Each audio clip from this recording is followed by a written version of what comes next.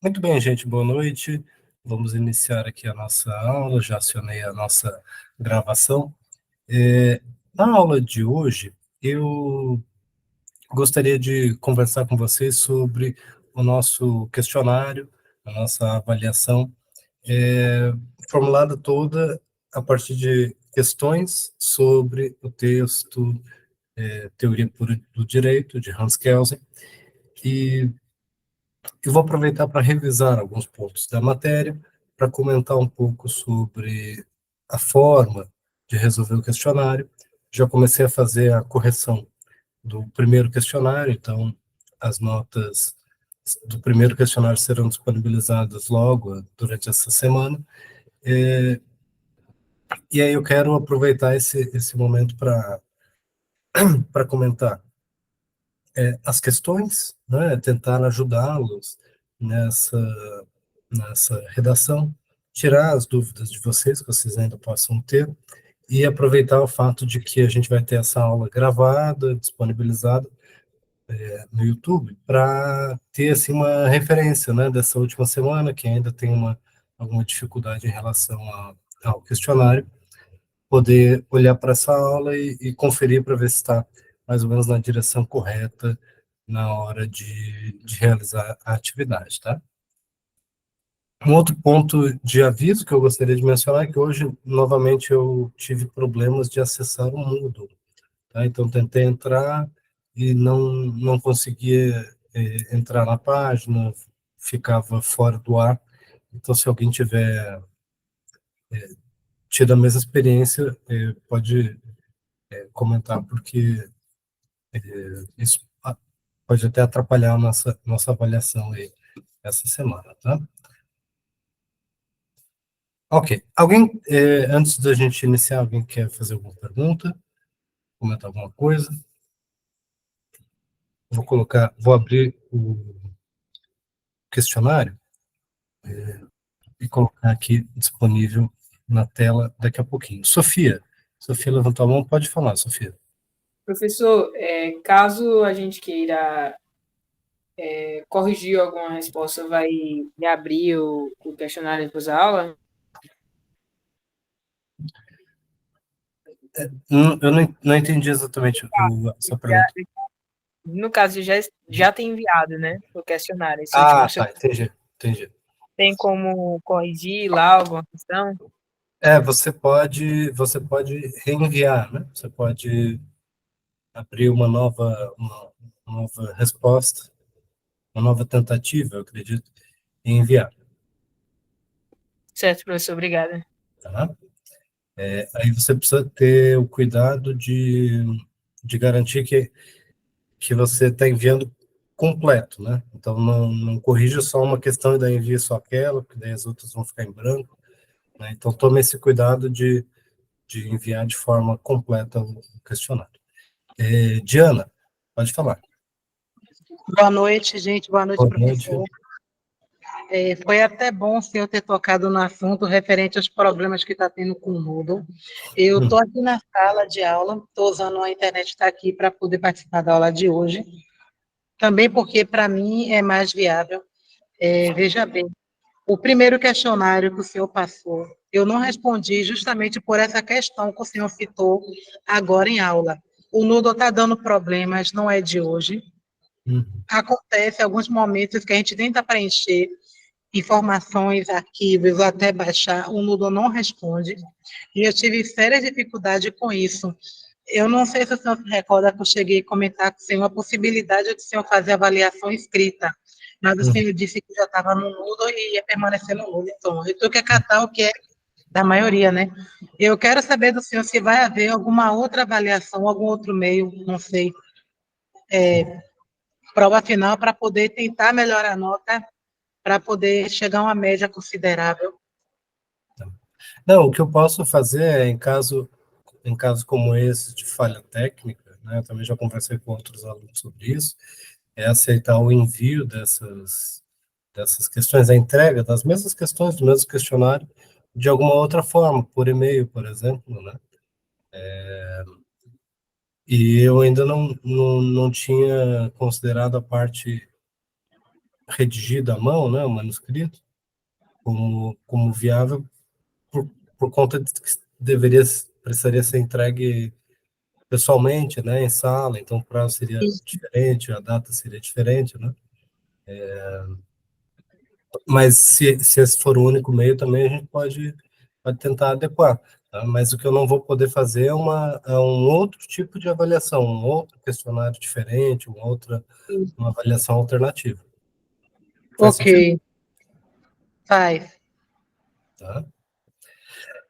Então, se a gente tiver esses problemas técnicos, se não for possível carregar o questionário ali ou algo assim, aí a gente busca uma nova forma de entrega desse questionário, tá? Ok, obrigada. Agora que eu comecei a falar, porque antes eu não estava dando aula, então agora que eu comecei a falar, eu estou vendo que a minha voz também está um pouco prejudicada, tá? Então, peraí. Eu já peço desculpas por por essa situação. Deixa eu voltar aqui, abrir para vocês, tá? Então, gente, a gente trabalhou já bastante com esse modelo de questionário ao longo do semestre. A gente fez uma aula em que eu discuti com vocês questões bônus, como estou mostrando para vocês aqui, né? Eu primeiro tinha disponibilizado 4 questões bônus sobre o, o texto e depois fiz um questionário mais extenso de 10 questões. E o objetivo dessas 10 questões, como eu já mencionei anteriormente, é auxiliar o estudo de vocês. Quer dizer assim, quando a gente lê um texto, isso não é para a nossa disciplina, gente, é para o estudo em nível superior de maneira geral. O estudo não consiste somente em assistir a aula e ler os livros, ou ler a apostila, ou coisa parecida. Tá? A gente realmente aprende as coisas de maneira duradoura, de maneira mais consistente, quando a gente consegue resolver problemas, solucionar questões. Tá? Então, não é somente a leitura dos textos ou assistir a aula passivamente que vai contribuir melhor para a formação de vocês, mas identificar questões, identificar problemas e entender como resolver esses problemas, tá? Então, eu fiz um questionário que traz vários problemas, várias questões que surgem ao longo do texto do autor. Tá? Então, primeiro, isso significa dizer que, ao responder essas questões, vocês estarão avançando na leitura, avançando na compreensão do texto. Tá? Então, primeiro grande aviso, tá? Tem um fenômeno na, na psicologia humana aí, né, e que às vezes se aplica a gente quando a gente está trabalhando com provas, questões, isso influencia negativamente as pessoas até em desempenho em concursos, por exemplo, que é o fato de que quando as pessoas são apresentadas com uma questão, com uma pergunta, às vezes, em vez de focar em responder aquela questão, aquela pergunta, às vezes a gente reformula a pergunta na nossa cabeça como se a pergunta fosse diferente e responde a pergunta diferente. Né? O que eu quero dizer com isso? Que às vezes vocês vão se deparar com uma pergunta sobre X, mas vocês sabem muito mais sobre Y. Então, em vez de responder exatamente sobre X, vocês vão começar a responder sobre Y. Tá? Então, isso é um fenômeno que é comum, todo mundo passa por isso, todo mundo tem essa tendência. Então, eu quero que vocês sejam capazes de perceber isso e evitar, tá? Porque isso causa problemas para a nossa vida, digamos assim, tá? Então, não é por acaso que em vestibular, Enem, provas que têm questões dissertativas, em concursos públicos, muito do que prejudica muitas pessoas na pontuação é a fuga do tema, é você falar coisas certas mas que não estão relacionadas à questão, tá? Então, ao responder essas questões, não basta que você esteja falando coisas certas, coisas que fazem sentido. Você tem que estar respondendo as questões centrais da pergunta, tá? Por isso, eu redigi as perguntas de forma intencionalmente entediantes, né, para não dar muita margem para especulação. Tá? Então, observem que todas as perguntas, né, explique como Kelsen entende. Tá? Portanto, não para a gente discutir o entendimento de vocês, a compreensão, as opiniões de vocês, a análise, não é para relacionar isso com outras coisas, não é para construir uma resposta a partir de opiniões de diversos autores, não. É só uma coisa bem centrada no estudo do livro, dos capítulos selecionados para vocês, tá? Então, tomem bastante cuidado com isso para não fugir do tema. Cada questão vocês vão encontrar uma resposta em algum lugar ao longo do texto, tá? Algum parágrafo vai ser o mais importante, algum capítulo, tá? Então, esse é o ponto principal que eu quero que vocês observem, tá? Então, sobre a redação, eu acho que esses são os avisos mais importantes, tá? Já me perguntaram também sobre o tamanho da resposta, e não existe um padrão único aqui, tá? Tem que ter 3, 5, 10 linhas, tá? Não existe um único padrão, mas geralmente as perguntas, especialmente desse questionário com 10 perguntas, não são perguntas que exigem dissertações longas, textos longos, tá?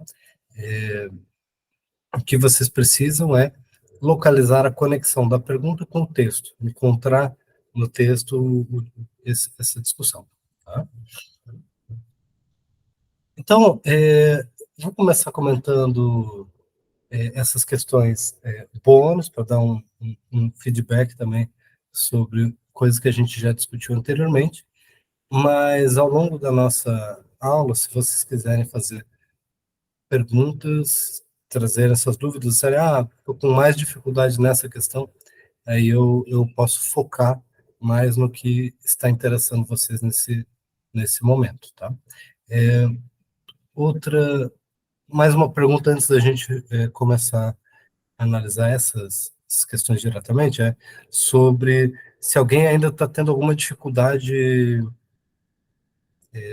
grande, assim, em concluir esse questionário, em responder essas questões, ou se vocês já estão mais avançados. Eu queria fazer essa pergunta geral e, antes de iniciar, ouvir rapidamente alguém sobre isso, assim, sobre se vocês ainda estão tendo muita dificuldade com esse conteúdo, com esse texto, com esse autor, com essas questões, ou se agora a gente já está num momento de maior segurança a respeito disso.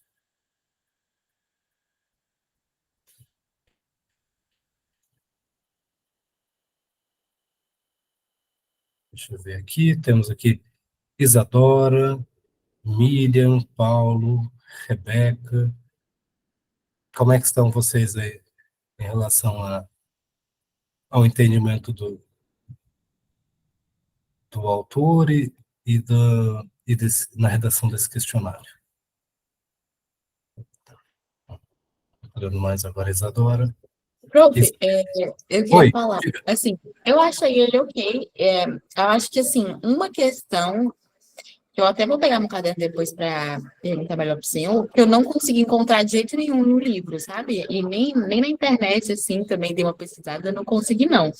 Mas aí, depois eu pego meu caderno para checar direitinho e abro o formulário que eu... Ótimo. para eu poder verificar certinho qual é. Se eu não me engano, é aquela da...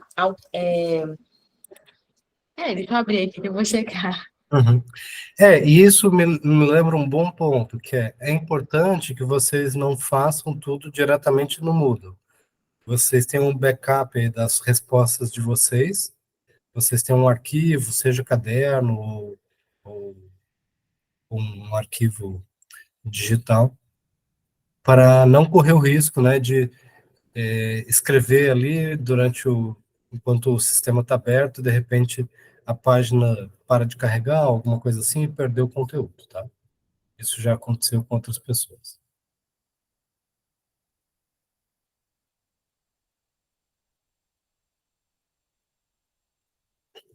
Maria Ângela diz que ainda está fazendo, o Henrique diz que já concluiu, né? Rebeca também está.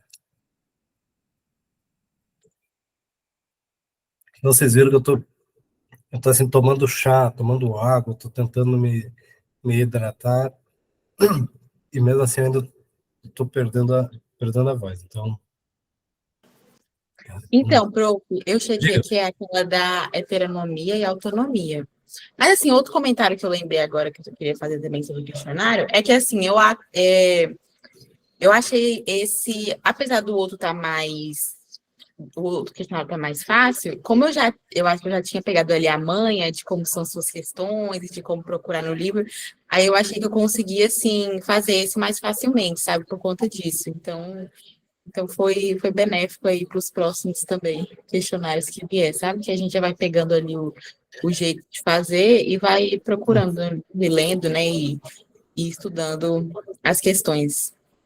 Isso, isso. Então, como você disse, a manha, né, é que tem uma metodologia, digamos assim, por trás, né, da lógica, né, de formular questões baseadas no texto e tal. Então, que bom que vocês estão percebendo isso, né? Uma vez que vocês entendem como resolver essas questões, fica mais fácil de aplicar isso aos próximos questionários, tá? Então, também respondendo a pergunta aqui sobre a nota e sobre o terceiro questionário, né? Eu quero disponibilizar a nota do primeiro essa semana, e nessa semana também, não sei se na quinta ou sexta, qual dia, já disponibilizar o terceiro questionário com as questões dos últimos textos passados, tá? Deixa eu ver. É isso, né? O terceiro, então, todos os questionários com o mesmo pesos iguais. O terceiro questionário não vai ter a mesma quantidade de questões desse último, vai ser um questionário com menos questões.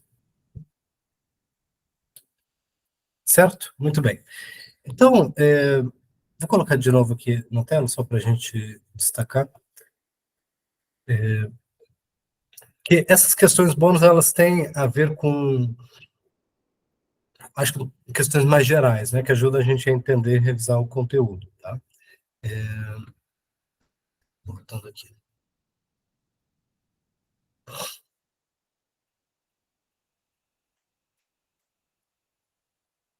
Vejam que eu não vou falar assim, não vou ditar as respostas, tá? Eu só quero destacar os principais pontos, o que é importante da gente conectar em cada uma dessas questões, tá? Então, quando a gente fala sobre como Kelsen determina o objeto de estudo da ciência do direito, tá? A gente tem aí, primeiro já implícita a ideia, né? A gente já precisa lembrar isso, se conecta com uma outra questão aqui do questionário, que é a diferença, deixa eu ver até onde é que está aqui, a diferença entre o direito e a ciência do direito, tá?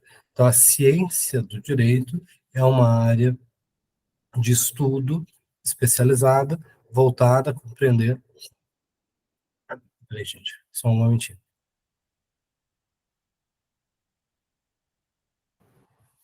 Voltada a compreender o direito positivo. Tá? Então, o objeto de estudo da ciência do direito é o direito positivo.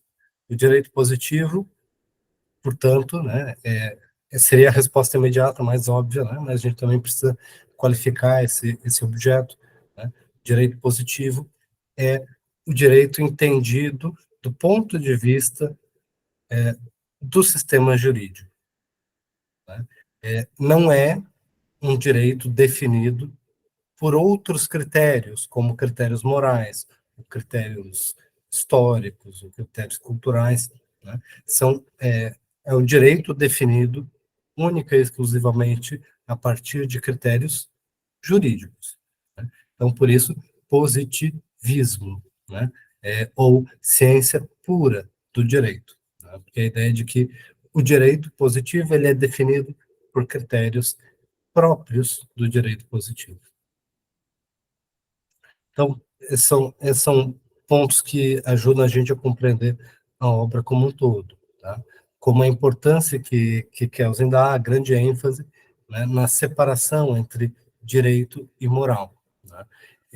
Então, para se estudar cientificamente, essa pretensão de cientificidade que existe na teoria de Kelsen, ela se dá por essa ideia de que é possível separar as coisas, que por mais que, na realidade, as coisas pareçam misturadas, né, por mais que, na prática, o direito seja um fenômeno complexo, que envolve questões de efetividade, que envolve questões de justiça, de um ponto de vista científico, o estudo científico do direito exige da gente a capacidade de diferenciar, de separar o direito e a moral, de separar o que é válido do que é justo, e, através dessa separação, a gente pode fazer uma análise científica do direito positivo. Então, essa é a metodologia de Kelsen na sua abordagem, na sua teoria pura do direito. Voltando aqui às questões do questionário principal, né, ao longo de todo o texto, compreensão de toda a teoria de Kelsen, a gente foca muito, tá, em algo que, inclusive, muitos criticam, né, em Kelsen, que é um certo estatismo ou estadualismo, né? Mas a ideia de que o direito ele está necessariamente conectado com Estado, né, e com sanção estatal, né? Então, a teoria de Kelsen, ela sempre vai entender o fenômeno jurídico como um fenômeno estatal. E a norma jurídica, ela se define a partir da definição de sanção. Então, norma jurídica e sanção são dois elementos que se definem mutuamente, tá? A sanção estatal, ela é algo legítimo porque está na norma jurídica, né? Legítimo aqui eu quero dizer é o seguinte, tá? Quando uma norma jurídica, por exemplo, autoriza o uso da força para prender uma pessoa condenada por algum crime a partir de uma sentença judicial, tá? A gente pode dizer que a norma jurídica, ela confere àquela ação, a prisão, legalidade, juridicidade, validade. O que significa dizer que, se houvesse a sanção sem a norma, aquilo não seria, de fato, uma sanção legal. Não seria, seria apenas um ato indistinto, né? Não seria possível distinguir o ato da prisão de um outro ato ilegal, como um sequestro. É justamente por conta da norma jurídica que o ato de se prender uma pessoa ganha esse significado. Então, vejam como essas duas coisas estão conectadas, tá, de forma indissociável. Então, norma jurídica, ela é norma porque ela estabelece uma sanção, porque a norma jurídica sem sanção, ela não tem essa qualidade de norma jurídica, ela seria apenas uma sugestão. A sanção, ela, do ponto de vista lógico, ela estabelece a qualidade jurídica de ser um comando, de ser uma obrigação. E a norma jurídica também, ela dá juridicidade, ela dá validade, né, à realidade da sanção estatal.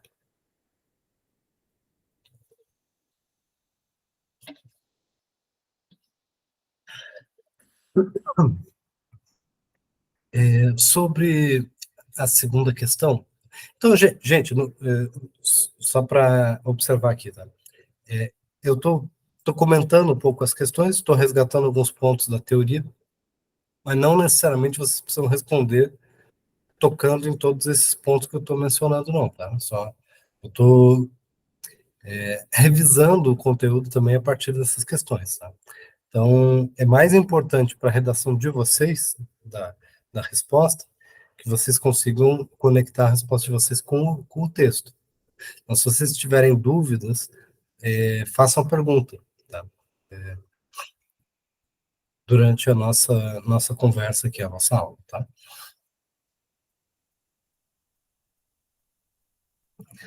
Então, um ponto que eu quero que vocês releiam bastante o texto, se vocês tiverem dificuldade, é sobre o princípio da imputação, tá? Como que Elza entende essa ideia, o princípio da imputação.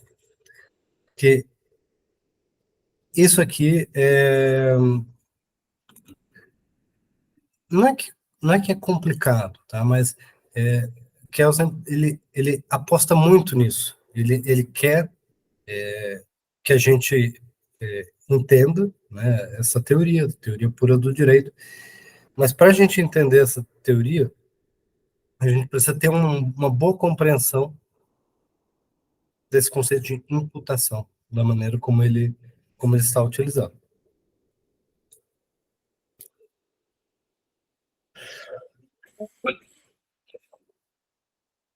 Então, na questão anterior, eu estava mencionando que a norma jurídica, ela precisa estar conectada com a sanção. Eu disse assim, porque senão seria apenas uma sugestão. E a imputação, ela tem esse sentido, ela aprofunda essa discussão, tá? Porque imputação é o que é o elemento central do significado de toda norma jurídica. Você deve fazer tal coisa. Tá? Se ocorrer tal coisa subsequente deve ocorrer. A conexão lógica entre esses dois elementos, A e B, se A, então B, né, do ponto de vista mais resumido, não é uma relação necessária do ponto de vista natural. Né? Então, se alguém comete um crime, não é uma consequência natural e necessária, do ponto de vista real, de que ela será presa, de que ela será sentenciada. Então, a imputação não é uma explicação causal, não é uma lei da natureza, não é algo que se relaciona com a realidade, não é uma relação probabilística. Imputação está no plano, né, do dever ser. Né? Imputação tem a ver com uma autorização. Então, se uma pessoa cometer um crime previsto no código, então o Estado está autorizado a aplicar determinadas punições. Veja, né? Como a imputação, ela parece estar obrigando, né, uma pessoa, né, por exemplo, assim, você é obrigado a não cometer um crime por conta do Código Civil, do Código Penal, ou de determinada norma. Mas não é exatamente isso.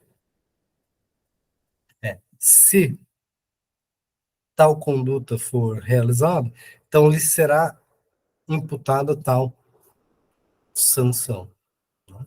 Tal consequência, a gente poderia dizer assim, entre aspas, tá? Por que entre aspas? Porque consequência ainda parece uma coisa causal, né? Imputação está no plano do dever ser. Que significa dizer que, para que ocorra a punição, você ainda precisa do outro elemento, né? A norma autoriza o Estado a punir. Ela não garante que o Estado irá punir. Não tem como a norma garantir que alguma coisa irá ocorrer. Porque as normas jurídicas, esse é um ponto essencial para a gente entender a teoria do direito positivo, né? Toda norma jurídica, ela está prescrevendo condutas futuras. E por mais que a gente queira determinar o que irá ocorrer no futuro, né, o futuro sempre será indeterminado. Então, o princípio da imputação está, ele permeia todo o direito positivo. A gente sempre vai estar trabalhando com a norma, determinando como as coisas devem ser, o que deverá ser feito. Então, uma pessoa cometeu tal crime, o Estado deverá fazer tal coisa, tá? Deverá restringir a liberdade e assim por diante. Então, percebendo aqui que, aparentemente, né, o destinatário da norma é o cidadão, né, para que ele faça ou não faça tal coisa. Mas a norma, geralmente, atribui competência a alguém para aplicar uma sanção. Esse é o ponto que a gente precisa aprender a observar ao estudar a teoria pura do direito.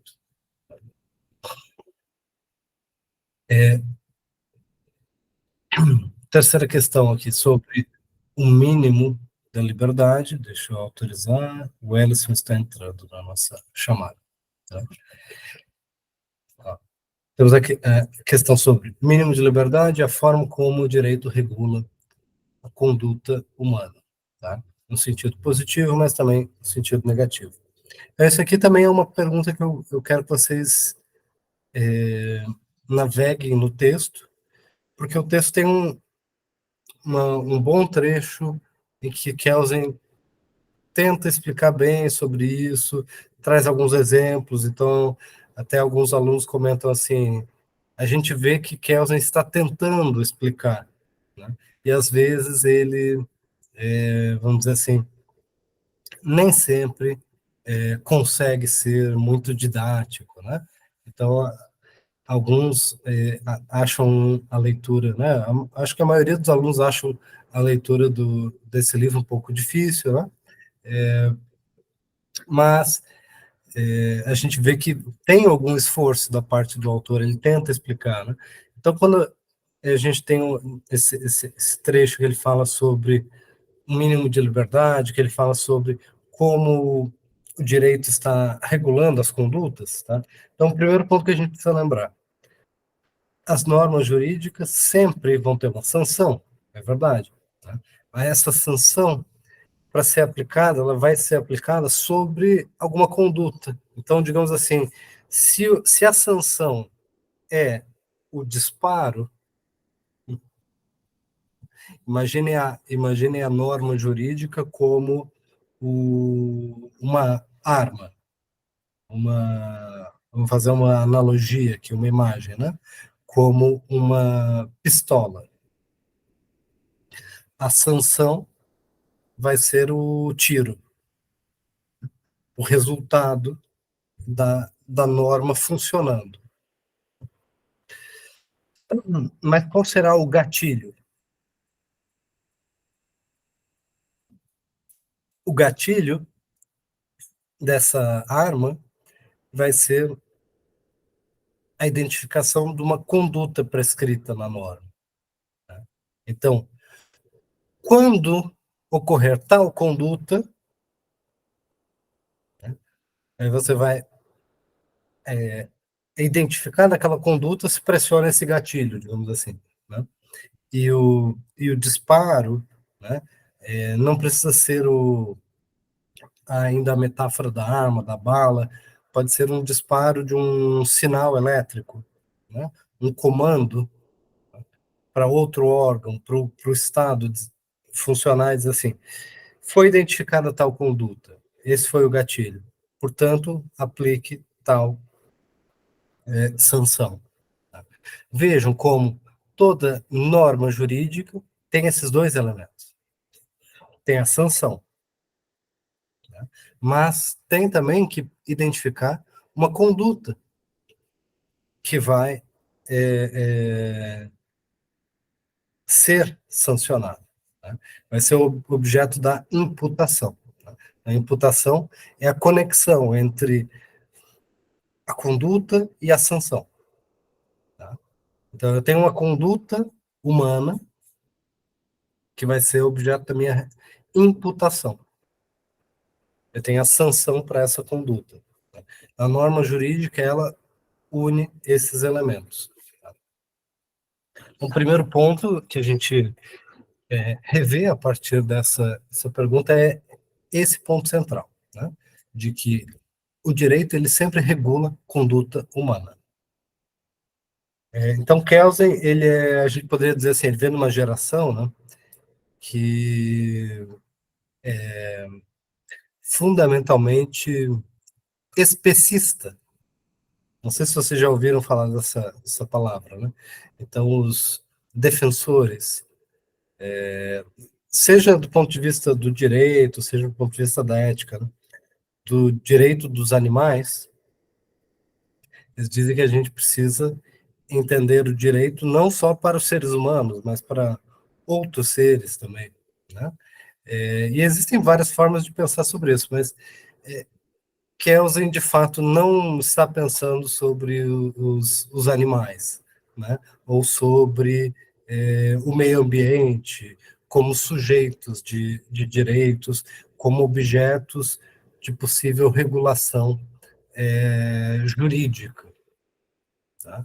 Porque, para a teoria do direito positivo de Kelsen, né, o objeto de regulação será sempre a conduta humana. É o que as pessoas podem fazer ou não fazer. É isso que pode ser regulado pelo direito. Tá? Então, esse é um outro ponto de destaque. Agora, mais focado nessa questão, o que é a ideia do mínimo de liberdade? Quem é que conseguiu localizar isso no texto? Essa é uma pergunta relativamente fácil. Isabelle, Igor, Henrique, Ana Luísa. Alguém quer participar aqui? Ou não, para eu não gastar minha voz completamente?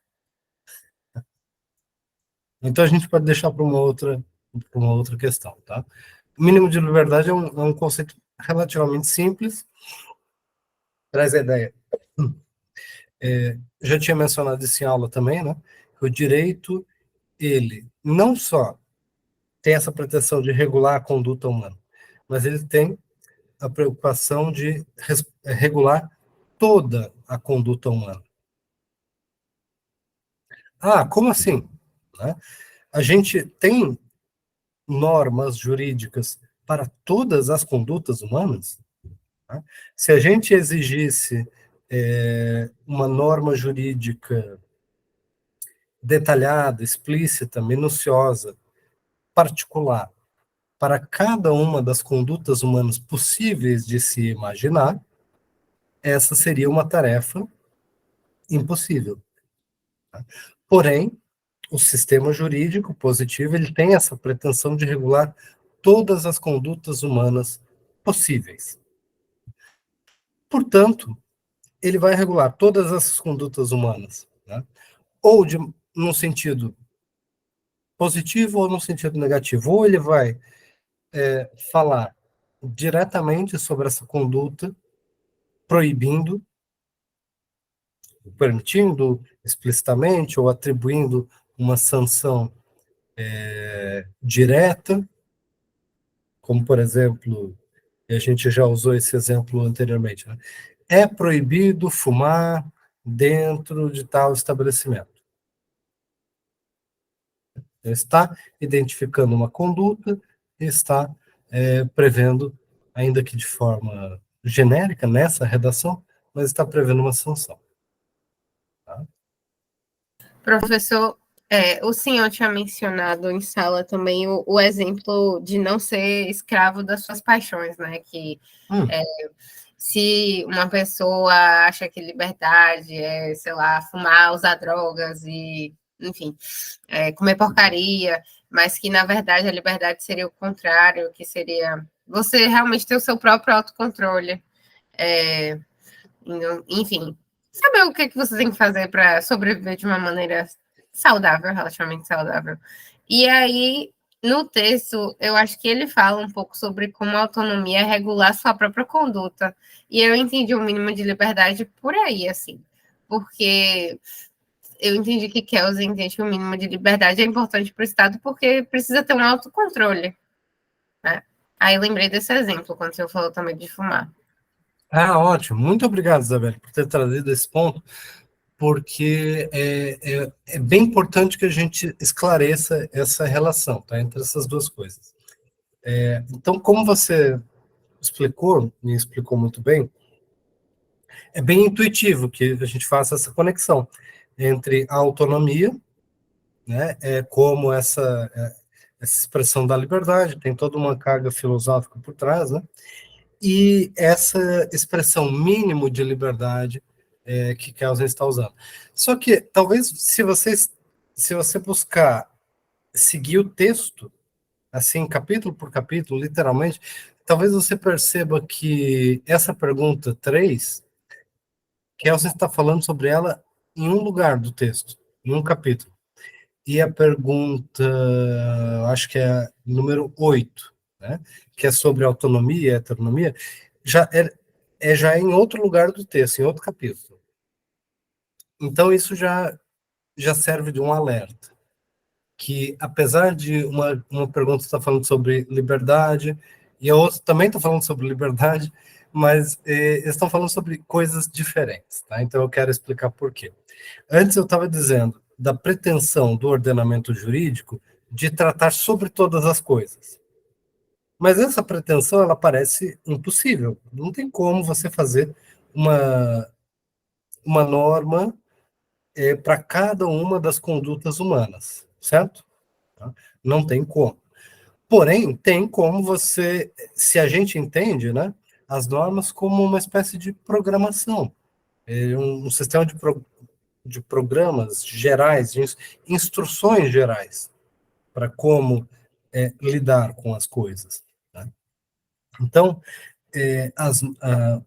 o direito positivo, ele, de fato, regula todas as condutas, porque, e esse é o exemplo tradicional que eu estava dando antes sobre a proibição de fumar em lugares fechados. Tá?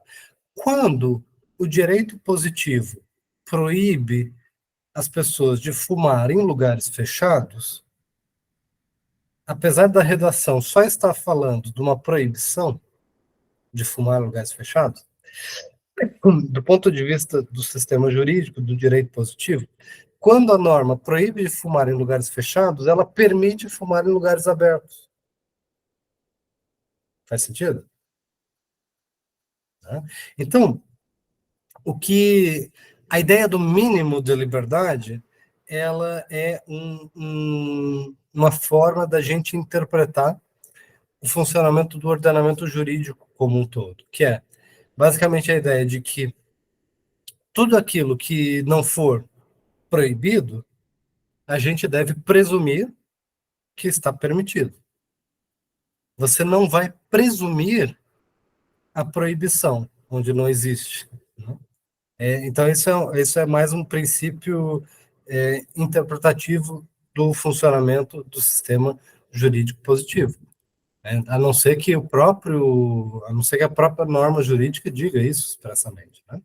Então, a ideia do mínimo de liberdade tem a ver com a lógica do sistema de direito positivo.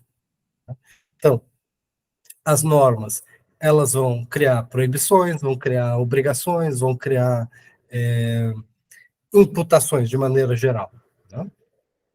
Então, ela pode regular num sentido positivo, dizer assim, tal coisa é proibido, tal coisa é obrigatória. Certo? Mencionando conduta, mencionando sanção.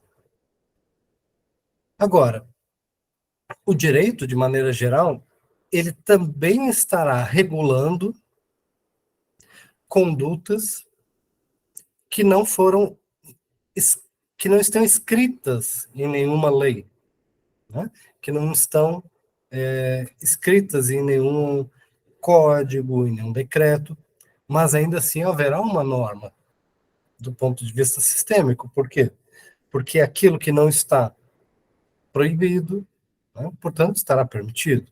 Aquilo que não é exigido, aquilo que não é obrigatório, então é opcional, né, é voluntário. Então, isso faz parte da lógica do sistema positivo do direito. Tá? Então, quando a gente fala de mínimo de liberdade, tem a ver com isso, como a gente compreende os comandos do direito positivo. Tá? A gente poderia até indicar que existe uma certa concepção liberal, digamos assim, por trás desse princípio, né? De que, afinal de contas, todas as pessoas seriam livres, a não ser que seja explicitamente proibido, mas isso não tem, na teoria de Kelsen, um conteúdo moral, um conteúdo ideológico. É só um princípio de compreensão de como operam as normas jurídicas. Tá? Então, veja que essa questão 3, ela, apesar de soar, de rimar, digamos assim, com as questões exploradas pela número 8, deixa eu colocar aqui então, são coisas diferentes, tá? Na questão 8, a questão é assim, explique como Kelsen entende a oposição entre autonomia e heteronomia. Tá? Então, essas são as dois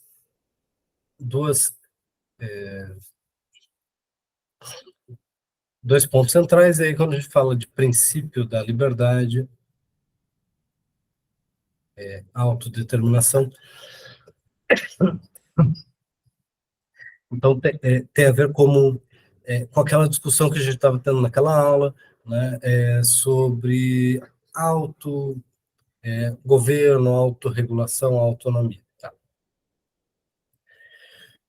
Então, desculpa, gente, me deu uma falta de voz aqui, e aí me atrapalhou um pouco na hora de formular a fala. Tá? Então, eu vou pular para essa questão 8, já para mostrar bem essa diferença, depois eu volto na sequência das questões. Tá? Essa questão 8, eu acho que causou dificuldades para outras pessoas também, né? Deixa eu ver aqui. Ah, tá. A Diana está avisando que vai precisar sair. Tudo bem, Diana. Então, essa questão ela tem a ver com uma certa forma de organização política do Estado. Então, a gente já entendeu que, para Kelsen, o sistema de direito positivo ele tem tudo a ver com Estado. Direito e Estado são duas faces da mesma moeda, digamos assim, do mesmo fenômeno. Tá? E aí, Kelsen está dando continuidade a uma tradição, que é aquela tradição filosófica kantiana, né, que eu dei aqueles exemplos, né, de se a pessoa quiser fazer qualquer coisa, será que isso que é a liberdade? Né? E naquela tradição, né, o conceito de liberdade tem a ver com autodeterminação. Tá? Então, autonomia significa estabelecer normas para si mesmo. Heteronomia significa normas de outrem, né? Mas esse conceito geralmente é usado para dizer que você deve cumprir normas feitas por outra pessoa. Tá? Então, para Kelsen, esses são os dois conceitos que são relevantes, né, do ponto de vista político, para a gente entender se um Estado vai ser democrático ou autoritário, né, do ponto de vista do direito positivo. Né? Então, um Estado democrático é aquele em que as pessoas fazem parte do processo de produção das normas, às quais elas estão submetidas. Né? Então, um sistema que permite às pessoas que se submetem às leis que também participem do processo de formulação das leis. Tá? Então, o autor, que é uma grande referência nessa discussão, na teoria democrática, por exemplo, Jean-Jacques Rousseau, fala muito sobre essa ideia da liberdade, né, como nesse sentido político, né, das pessoas poderem participar da formação das leis. Né? Enquanto que heteronomia seria uma relação de sujeição, sem participação. Né? Então, quando eu, cidadão brasileiro, né, pego o meu passaporte, pego um avião, vou visitar um país estrangeiro. Eu me submeto às leis daquele país, né? Mas eu não participo em nada, não tenho nenhuma representação política. Eu estou fazendo turismo, ou estou fazendo pesquisa, estou estudando. Então, eu estou me submetendo às normas, mas eu não sou capaz de participar da produção das normas. Eu não tenho direitos políticos. Então, eu estou nessa situação de heteronomia. Eu me submeto às normas, são normas feitas por outras pessoas. A autonomia seria, eu me submeto às normas, mas eu tenho direito de participação na produção dessas normas. Seria uma democracia. O Brasil é uma democracia?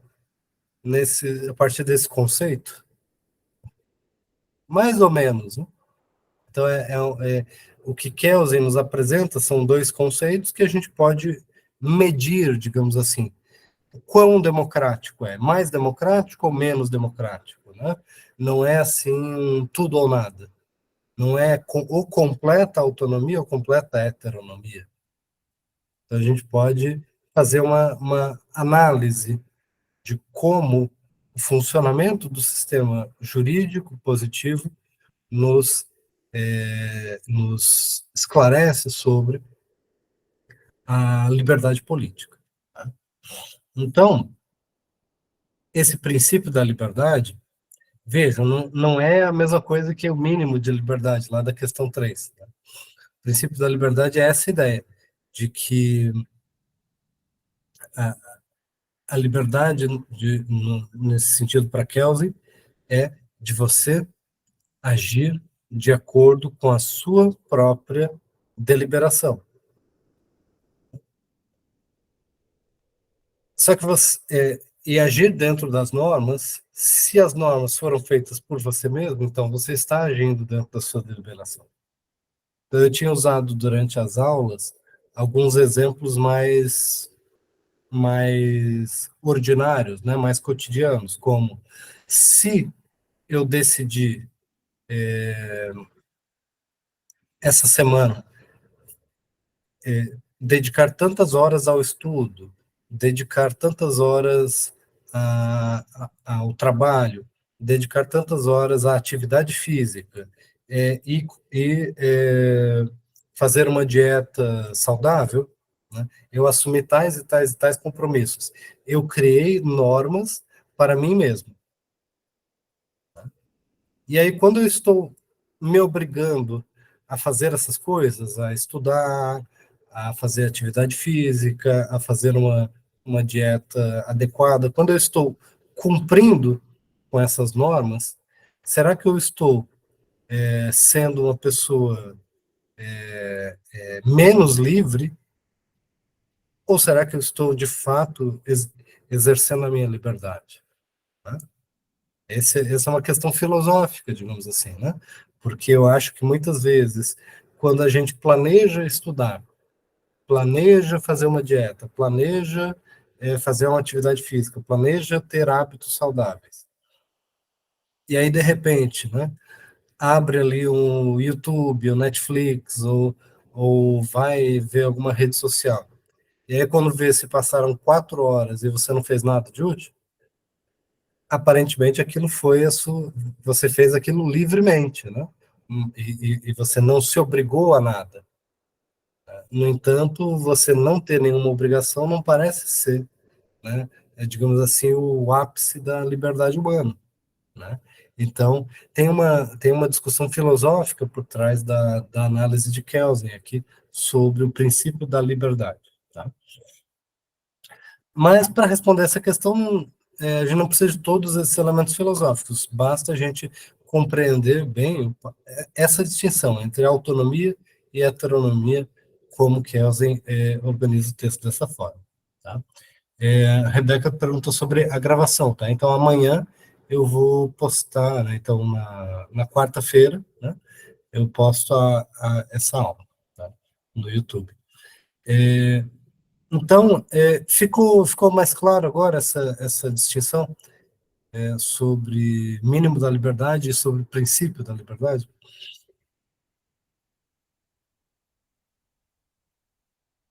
Tá? Isabelle. Ficou, sim. Ficou. Eu estava lendo também a parte que ele fala sobre o mínimo de liberdade no capítulo 1. E aí, eu acho que ficou bem claro, sim. Que bom. Rebeca, quer formular uma pergunta para a gente? Quem sabe a gente consegue explorar melhor esse conteúdo. Professor, é isso, eu posso não ter compreendido muito bem, mas é porque provavelmente estou distraída aqui, mas eu vou tentar reler o texto para entender. Então, veja, eu acho que é até relevante os exemplos que eu estava dando, né? A gente hoje vive numa sociedade que a gente tem um excesso de estímulos, excesso de coisas para fazer, excesso de oferta de coisa, é muito fácil a gente estar distraído, né? A gente vai perdendo um pouco foco, concentração, e é isso, estudar, entender, se dedicar a essas coisas, esses conteúdos, assim, às vezes não são os mais capazes, assim, de criar entusiasmo na gente, né? Cada vez mais se torna uma coisa mais exigente, né? Então, eu entendo que sobre a questão da distração, tá? Vejam, voltando aqui a questão, nas questões bônus tinha uma questão sobre diferença entre direito e moral, né? E aqui no nosso questionário, novamente a gente toca nesse ponto, tá? Como a Isabela já tinha mencionado, essas primeiras questões. estavam no primeiro capítulo. Aí aqui a gente tem um pouco sobre isso no primeiro, mas também no segundo capítulo, né? A relatividade do valor moral na sua relação com a norma jurídica, tá?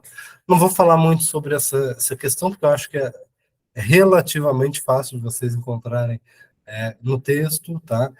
Kelsen pode ser entendido. Primeiro, ele é um positivista, o que significa dizer que ele está se pronunciando exclusivamente sobre o direito positivo. E ele entende que o direito positivo é separado da moral. Separado no sentido da nossa análise. Né? Então, você deve fazer uma análise do direito positivo de maneira separada da análise da moral. Isso significa também dizer que ele é um relativista. Né? Então, ele vai dizer que o valor moral ele é relativo. Relativo ao contexto, relativo à sociedade, tudo isso, sim. Mas, em especial, quando a gente está analisando o direito positivo, a gente precisa aceitar a relatividade do valor moral.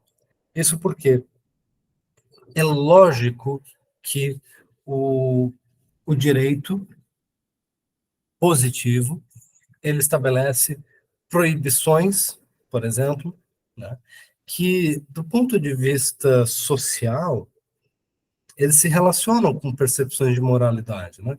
Então, tal coisa é proibida. Né? No Brasil, por exemplo, tráfico de drogas, né? Ou certa conduta é proibida, certa conduta é um crime, o aborto, ou a prostituição, várias questões que têm dimensões morais, né? Mas que têm regulações diferentes em diferentes países. Em alguns países é crime com punições severas, outros países é algo que é proibido, mas não tem punições tão severas. Em outros países não é proibido, regulado, regulamentado. Em outros países é completamente livre. Então, para o positivista, para aquele preocupado em analisar o direito positivo, você precisa encarar essa relatividade. Você não pode usar o direito positivo como referência para determinar o valor moral das coisas.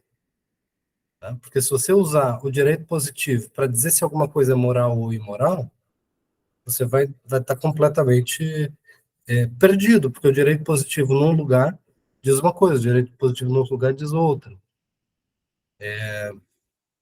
Aí surge uma posição que está fora do nosso questionário, né? Mas que é aquela ideia do moralismo positivo, né? Da pessoa que acha que o certo o moralmente certo é agir conforme as leis, não importa o que as leis digam. Então, o certo é fazer aquilo que é prescrito num país e depois fazer uma coisa completamente diferente num outro país e assim por diante, tá?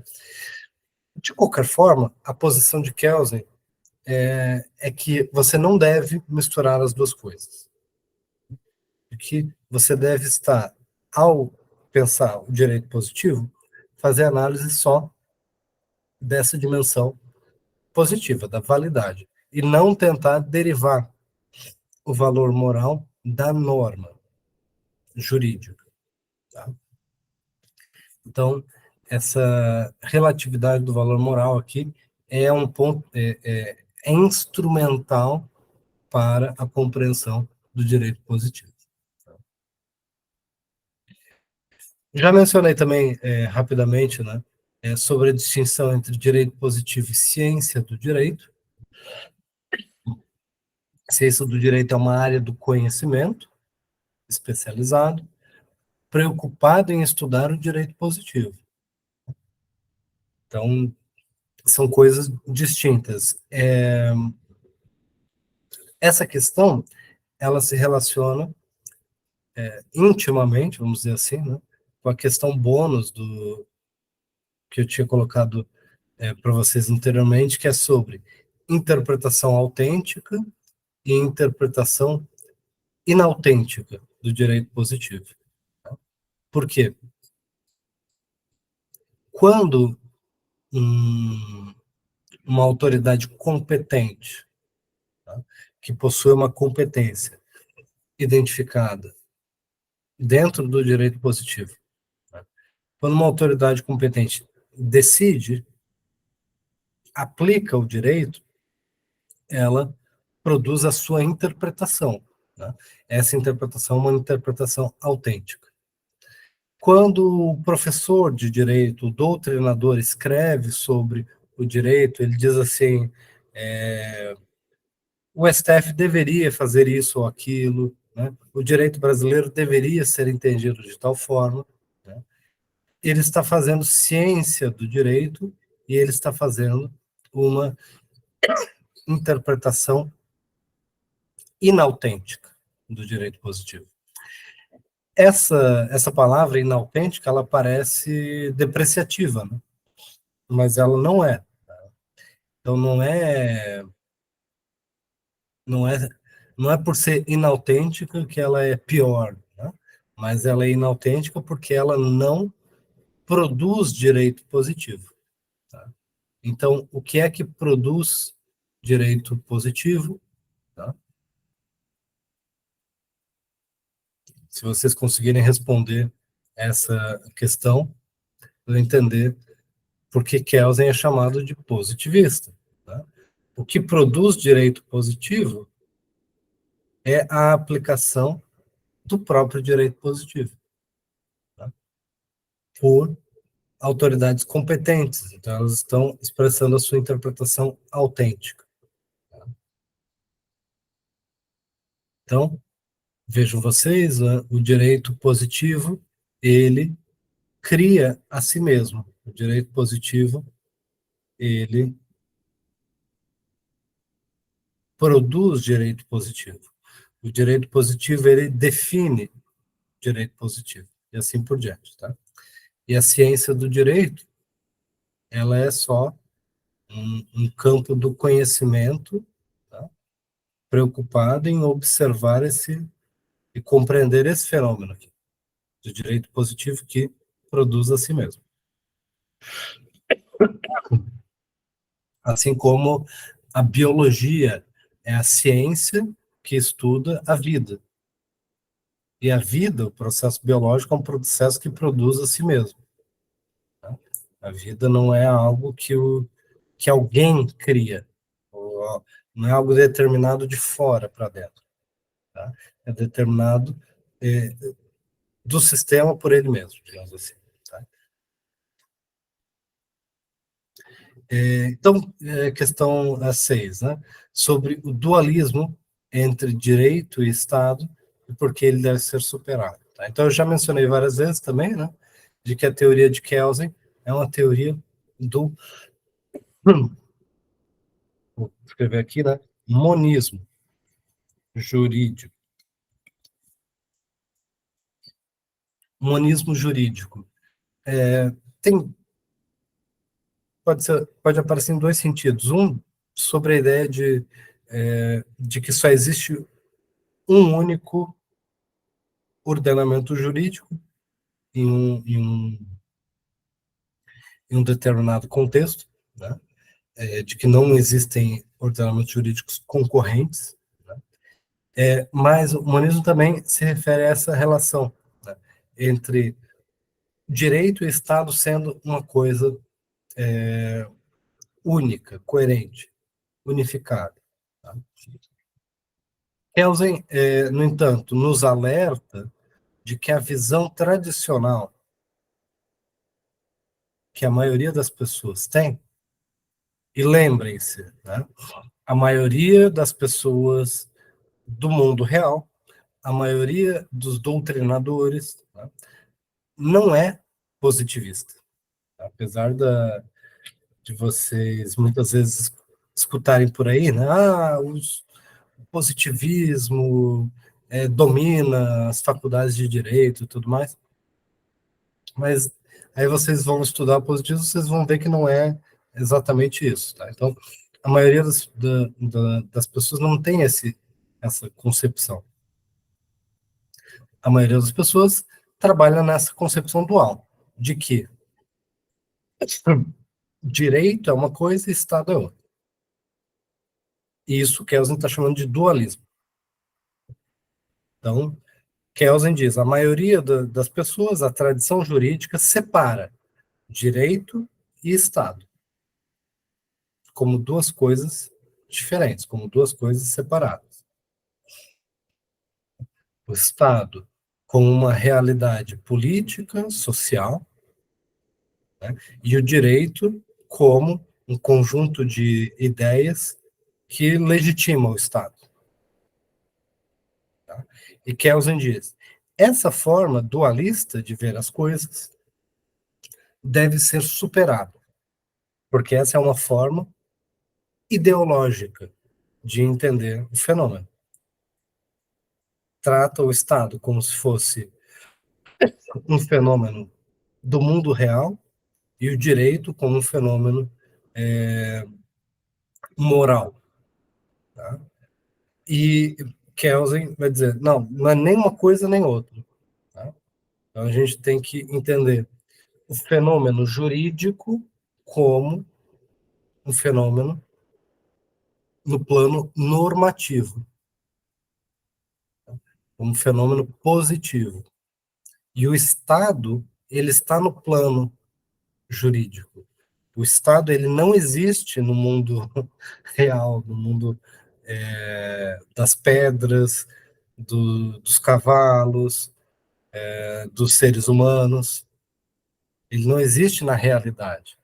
O Estado é um fenômeno normativo. O Estado é um fenômeno jurídico. Tá?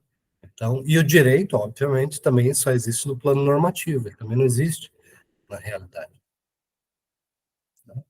Então, tanto o direito quanto tanto a palavra direito quanto a palavra Estado, elas fazem parte desse mesmo fenômeno do plano normativo.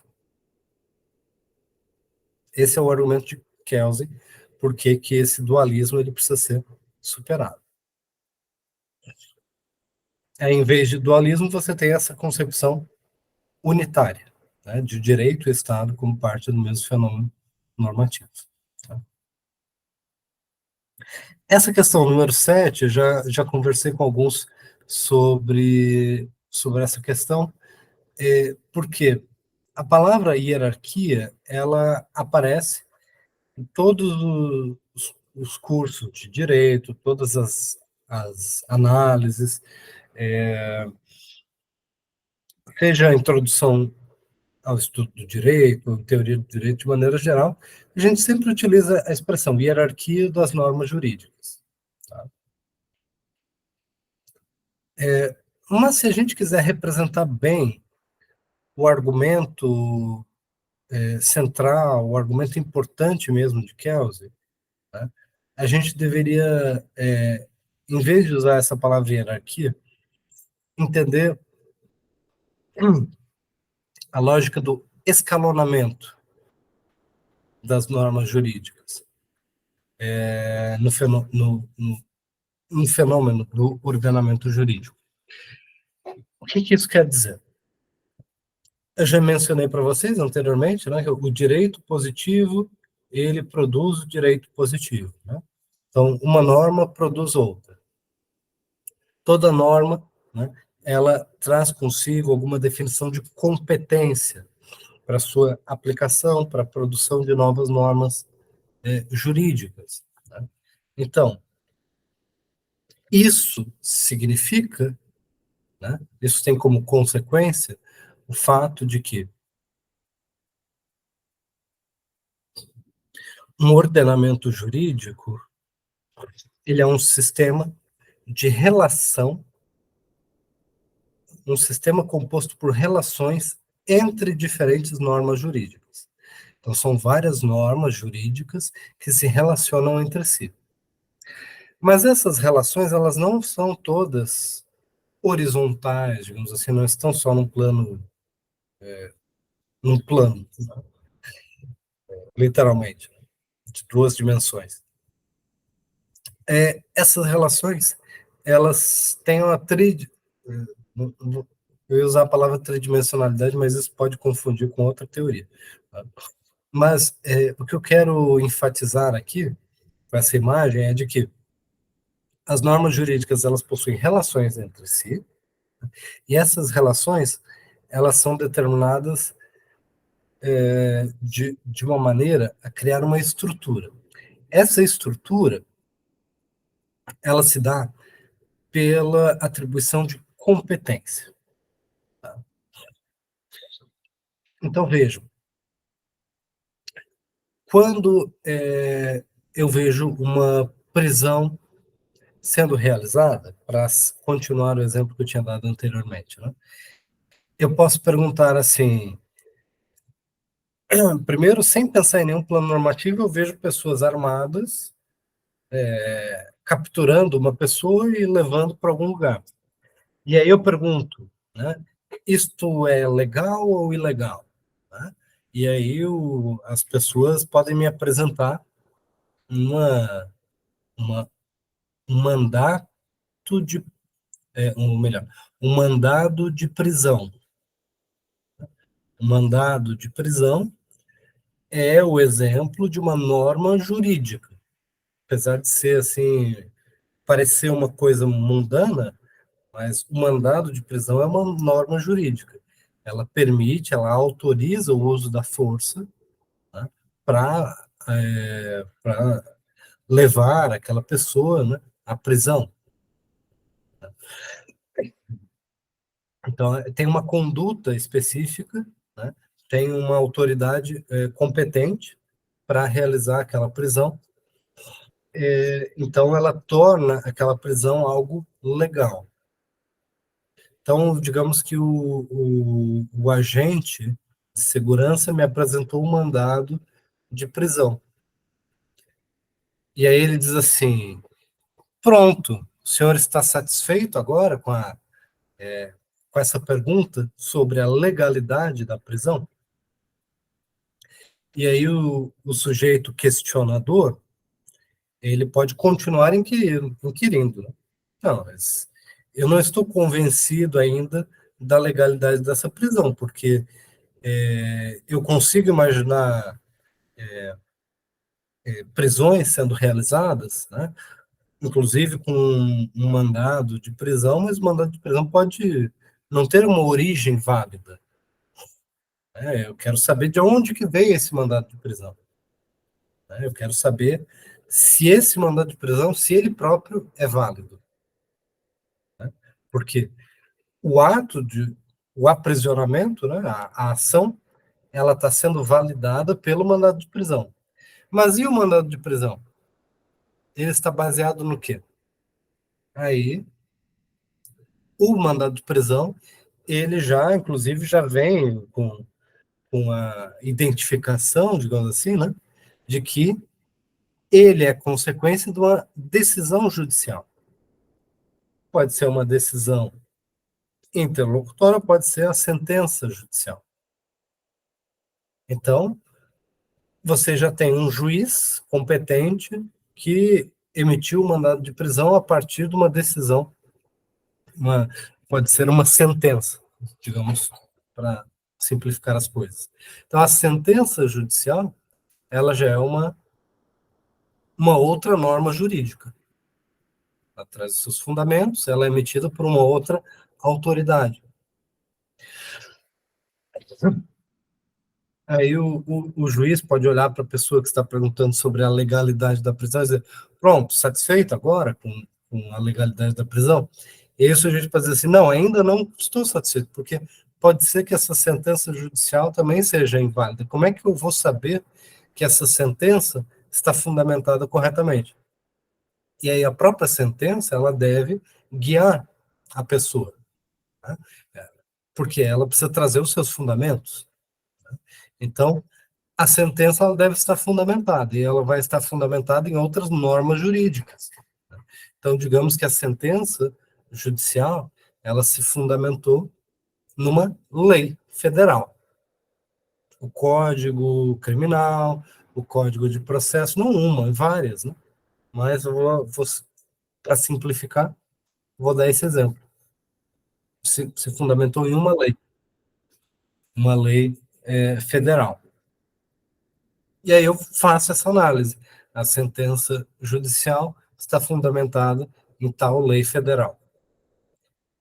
Aí os legisladores, né, se manifestam coletivamente e dizem, pronto, vocês estão satisfeitos aí com essa busca pelos fundamentos da legalidade de uma prisão? E aí a gente pode continuar questionando, mas, olha, como é que eu vou saber se essa lei ela é válida? Se ela realmente cumpre com os requisitos de validade? Né? Por quê? Todo mundo, eu acho que já ouviu falar de alguma lei que pode ter perdido a validade, ou que pode ter sido aprovada, mas aí depois foi identificada como inconstitucional. Né? Então, não é porque é lei que, com certeza, haverá validade. Então, eu posso dizer assim, essa lei, ela também precisa estar fundamentada em alguma coisa. Assim como a sentença judicial está fundamentada na lei, a lei também deve estar fundamentada em alguma coisa. Né? E a lei, de fato, uma lei federal produzida pelo Congresso Nacional, sancionada pelo presidente da República. Né? Então, estas autoridades, Congresso, o presidente da República, estão exercendo competências no processo legislativo, e isto está disposto diretamente, explicitamente na Constituição Federal.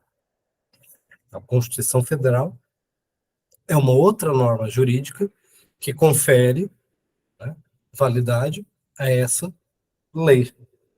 Perceberam?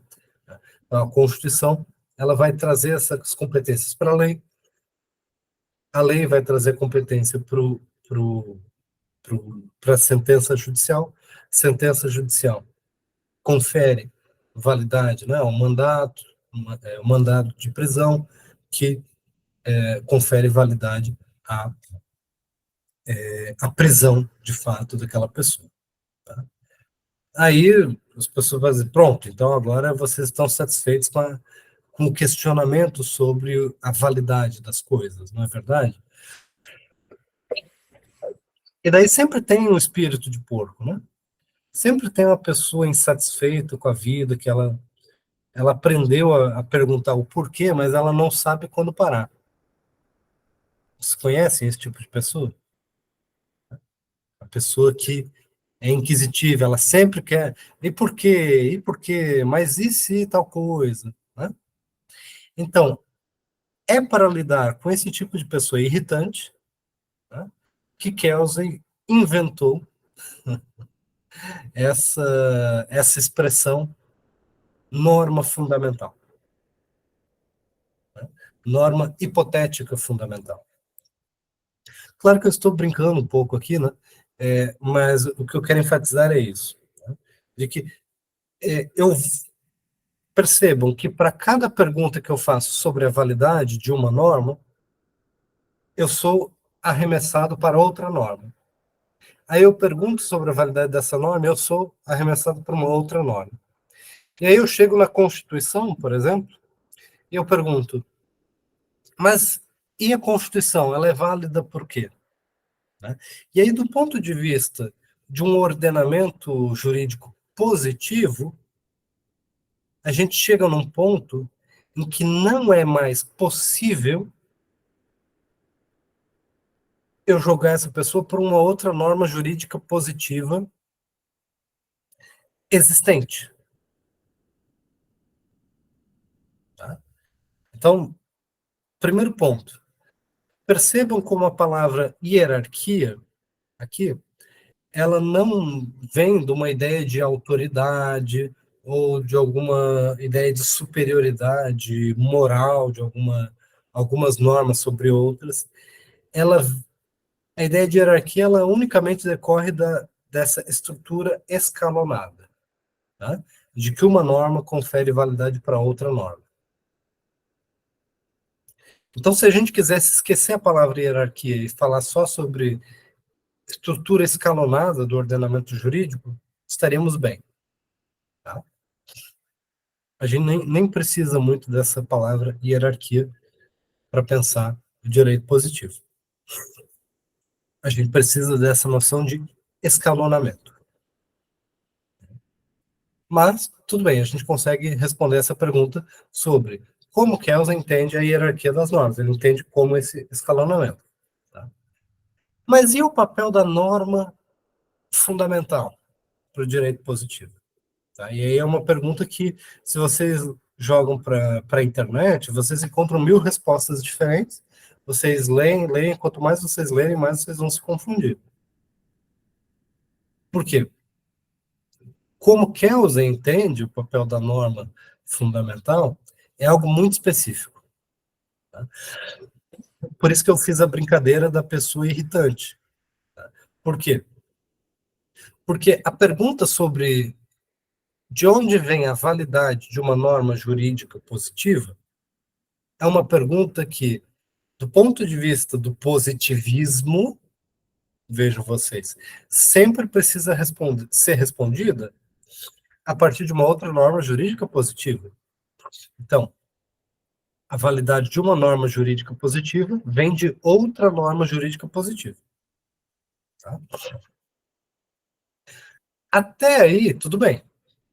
Né? Só que chega um ponto na vida da pessoa que você, quando questiona a validade de todas as normas jurídicas existentes, e chega num ápice, que geralmente é ocupado em ordenamentos como o brasileiro pela Constituição.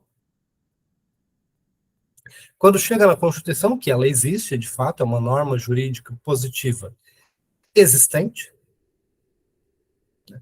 Quando a gente pergunta qual que é a validade dessa norma, a gente não tem uma outra norma jurídica positiva existente para validar a Constituição. Portanto, Kelsen estipula a norma jurídica hipotética. Não é existente. É a norma jurídica positiva hipotética. Que é, ela está nesse lugar de não existe outra, então tem que ser uma norma imaginária, digamos assim, para ocupar esse espaço vazio. Por que a Constituição é válida? Daí, como a pessoa não pode responder com palavrão, do tipo, chega. Então ela responde a norma jurídica hipotética. Que assim, você precisa presumir validade do sistema jurídico positivo. Se você questionar o fundamento de validade do sistema jurídico positivo existente, você nega todo o direito positivo. Se você negar o direito positivo, então você não precisa fazer ciência do direito positivo, porque você está negando o direito. Se você nega o direito, então não tem por que você interpretar o direito. Então você só interpreta o direito porque você já presume a validade do sistema. Né? Se você rejeita a validade do sistema, então não tem por que você se preocupar em interpretá-lo.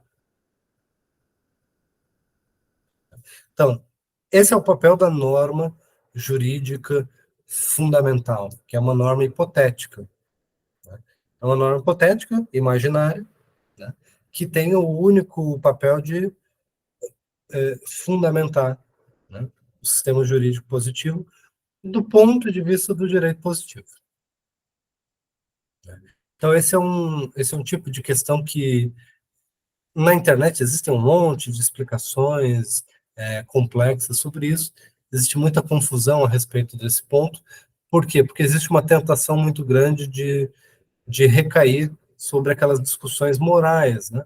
sobre legitimidade, sobre a justiça, sobre certos princípios morais que ocupariam esse vazio do direito positivo com algum conteúdo fundamental. Né? Então, eu poderia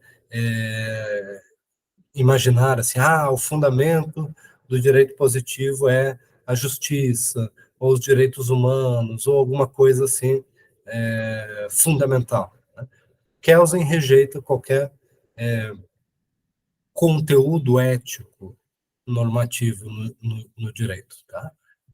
Como fundamento do direito. Então, essa é uma norma estritamente hipotética. Então, a questão número 9, tá? Antes da gente concluir a nossa aula.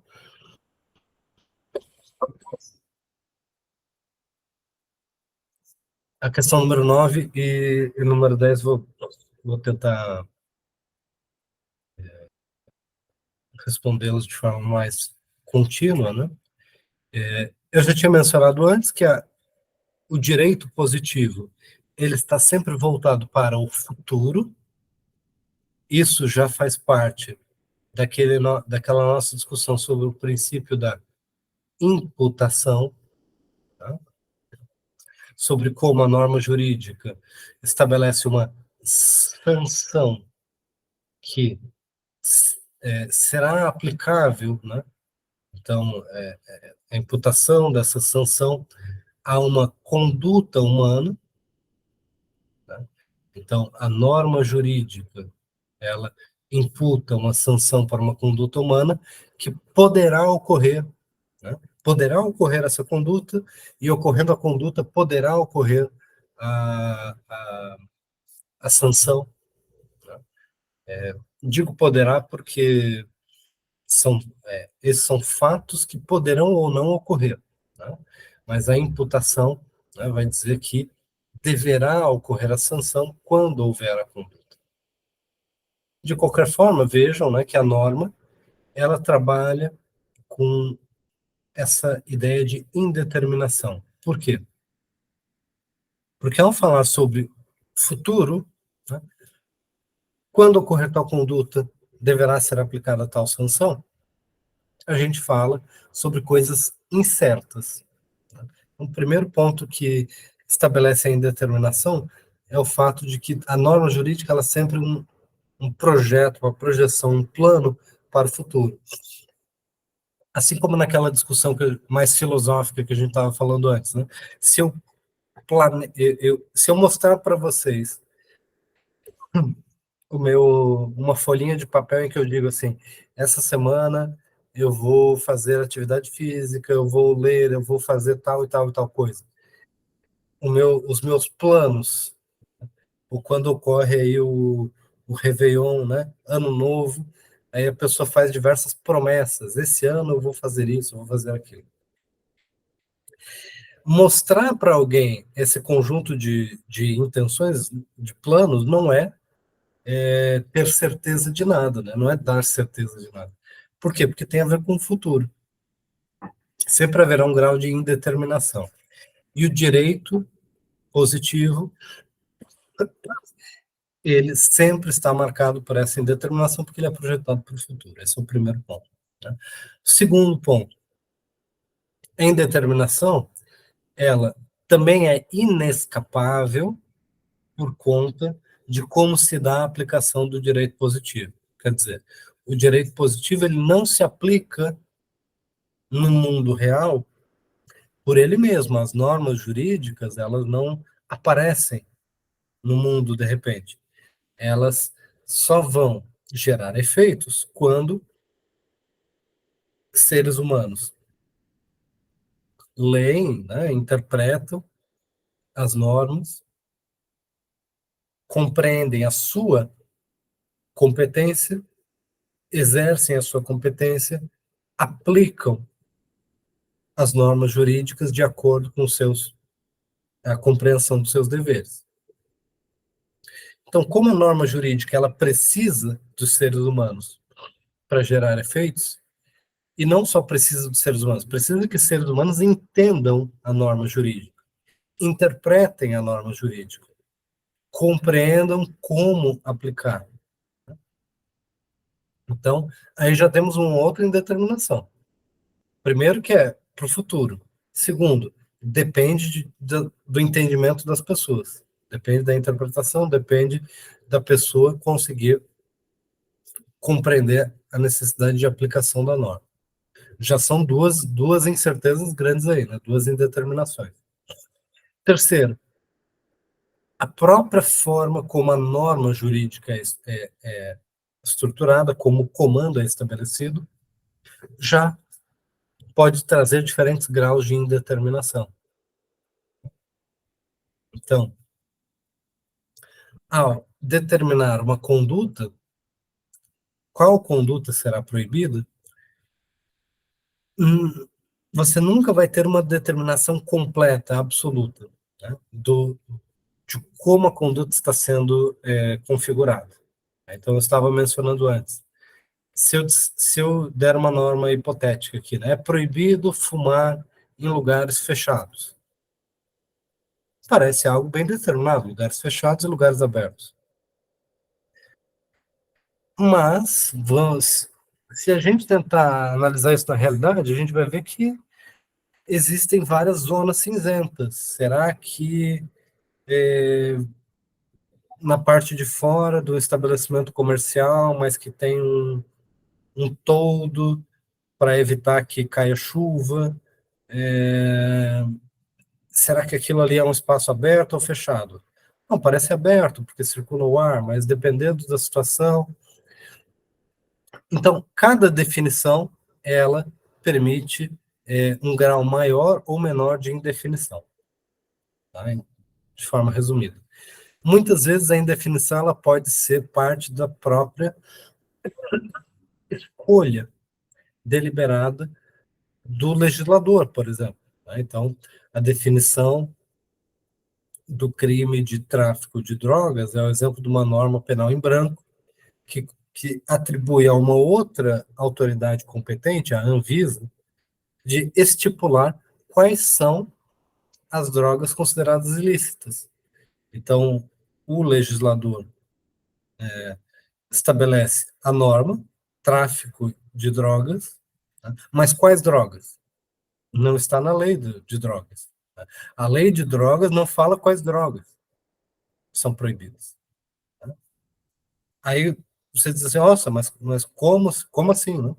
Então vejam que o positivismo, né, o estudo do direito positivo, não é legalismo, não é estudo de leis, literalmente. Porque se a gente não compreende a distinção entre lei e norma, a gente não entende nada, né?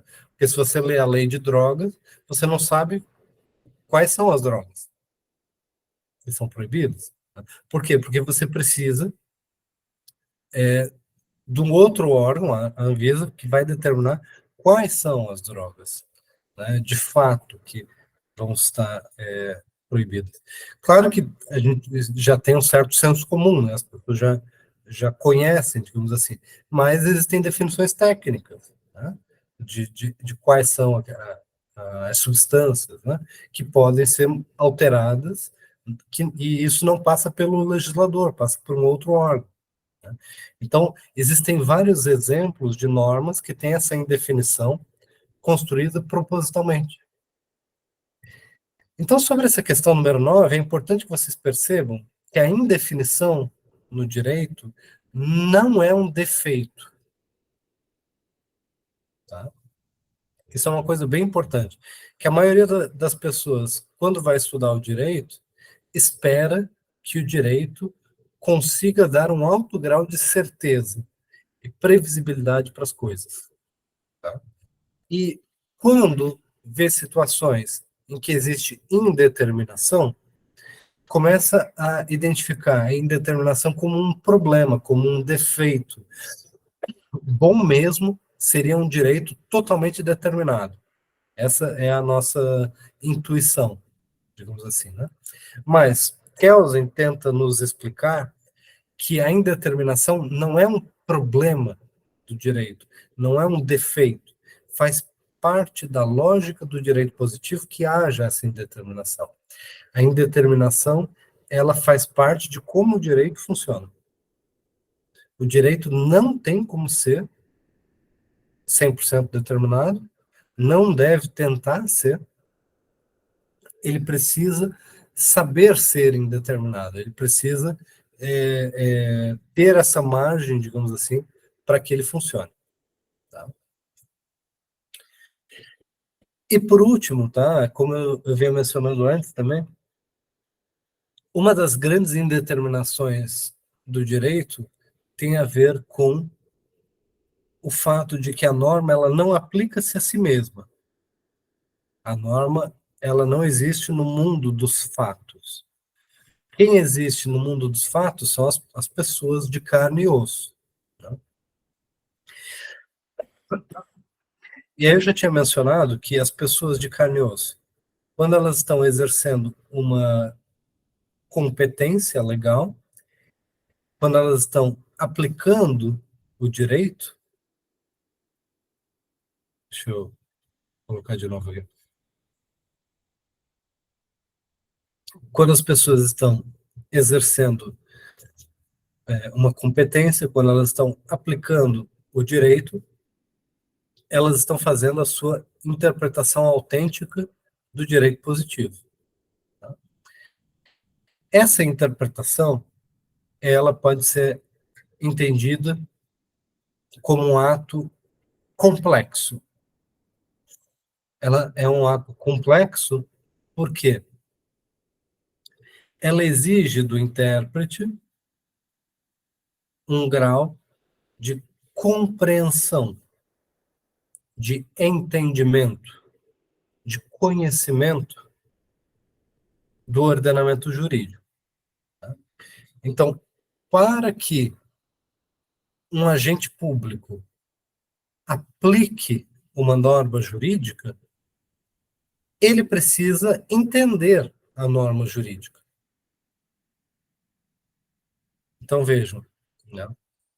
Alguém que vai exercer uma função jurisdicional, alguém que vai aplicar uma norma jurídica, por exemplo, não pode ser, vou dar um exemplo extremo, só para deixar bem claro, assim, não pode ser analfabeto.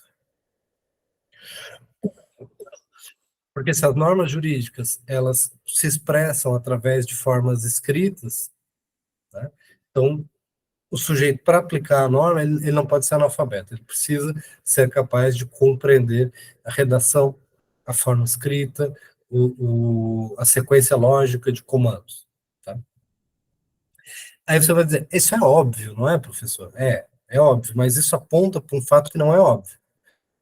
Que, primeiro, antes de mais nada, existe um componente de conhecimento indispensável para a aplicação da norma jurídica. Todo órgão, ele precisa conhecer o direito para reconhecer a sua competência, para reconhecer as normas jurídicas relevantes que devem ser aplicadas. Esse é um ponto. Mas eu disse que esse processo de interpretação autêntica do direito positivo por um órgão competente é um processo complexo. Por quê? Porque envolve esse ato de conhecimento, de conhecer o direito positivo, mas ele estará não só conhecendo, porque ele estará fazendo também direito. Então, quando se aplica o direito, você está fazendo novas normas jurídicas. Então, quando o juiz aplicou o Código Penal e fez uma sentença, né, ele está fazendo uma nova norma jurídica. Quando o policial, o delegado, né, recebeu o mandado de prisão, por exemplo, foi lá e executou o mandado de prisão, efetuou a prisão, ele está compreendendo ele está compreendendo o mandado de prisão, ele está conhecendo, mas ele também está aplicando uma norma jurídica, ele está criando uma norma jurídica. Tá? Então, esse segundo componente pode ser identificado como um ato de vontade. Tá? Você tem uma pessoa de carne e osso que está construindo uma nova norma jurídica e está gerando efeitos no mundo real. Tá? Então, é assim que a gente encerra, digamos assim, o ciclo de nascimento, né, reprodução e morte, digamos assim, das normas jurídicas. Tá? Então, a norma jurídica, eu já tinha dito, né, o direito positivo, ele cria a si mesmo, tá? Mas ele cria a si mesmo através dos seus operadores. Estão fazendo a sua interpretação autêntica, que é um ato de conhecimento, mas também um ato de vontade. Tá? Vejam como isso se relaciona aqui com um certo grau de indeterminação, que você não tem como prever de forma completa e antecipada, de antemão, como que isso aqui vai ser aplicado no mundo real no futuro. Então, mesmo um mandado de prisão, que é uma norma bem específica, porque diz fulano de tal, né, Joãozinho tal, deve ser encaminhado para o presídio, tal. Mesmo uma norma bem direcionada para uma pessoa, ela vai ter esse grau de indeterminação, porque a autoridade policial, ela vai decidir em qual momento será possível efetuar aquela prisão. E pode ser que ela decida, não vai ser possível naquele momento, vai ser possível em outro. Aí você tem aquela situação, a pessoa tem um mandado de prisão em aberto. A qualquer momento pode ser que seja efetuada a prisão. Tá? Então, a norma jurídica, ela sempre vai ter um grau de indeterminação, vai depender de uma ação humana para gerar esses efeitos no mundo. Tá? Tudo certo, gente? Perguntas? Conseguiram visualizar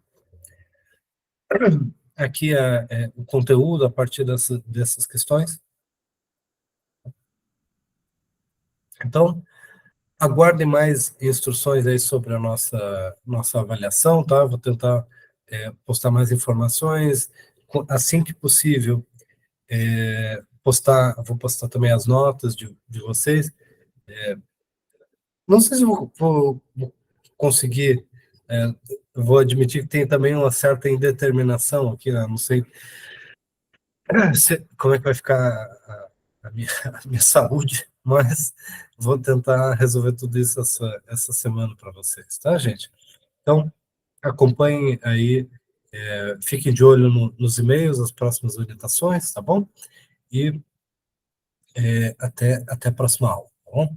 Tchau, tchau. Prof, desculpa rapidinho, eu pode te falar. passei um e-mail, não sei se eu consigo ver. Se o senhor puder responder. Tá, eu agradeço. acho que é sobre a avaliação, né? Sim. Tá no Moodle, né? E aí eu até tentei olhar e não consegui acessar o sistema, tá? Tava fora do ar. Então não sei dizer, mas eu acho que tá tudo certo, pelo que eu lembro de olhar, tá? Mas eu vou conferir. Tá bom, gente? Boa noite.